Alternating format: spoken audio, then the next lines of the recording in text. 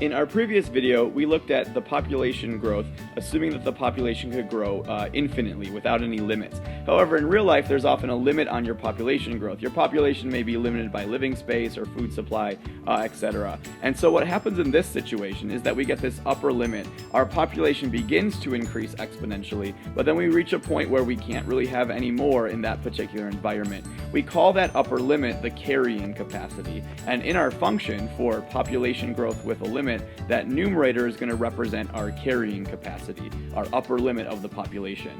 We may then also be asked to find the growth rate, as we were in the previous population problem.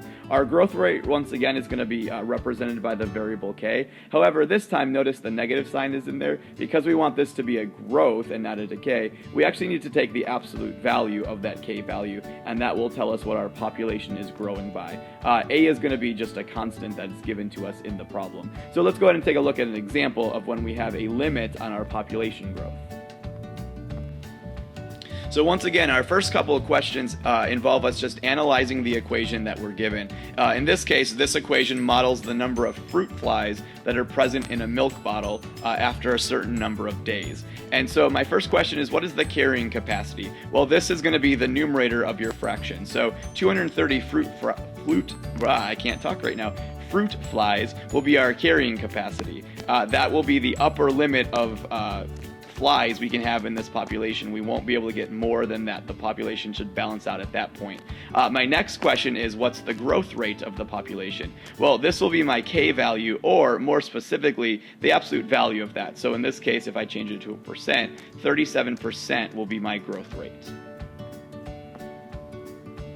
To figure out my population after 5 days, I'm going to need to go ahead and plug 5 in for my time. Now notice, back in the original description of the problem, it did say that t was measured in days. It's important to make sure that those units are consistent. So I've gone ahead and written out my equation with 5 plugged in. Using my calculator to very carefully get that typed in and evaluated, I come up with approximately 23 flies after 5 days. Now in this case, since our population represents a specific number, it would make sense to round to the nearest whole number. In this case, we can't have a fraction of a fly.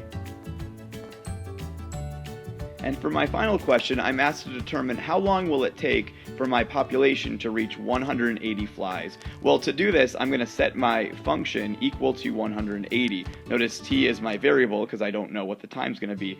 This could be solved algebraically. However, I think what I want to do is actually want to solve this using a graph. So I'm going to get my graphing calculator in just a moment, and I'm going to enter in the two sides of my equation as y1 and y2 and look for an intersection. That intersection will be my answer to this question. How long would it take to reach a population of 180? So let's switch over to our calculators and take a look at finishing this question.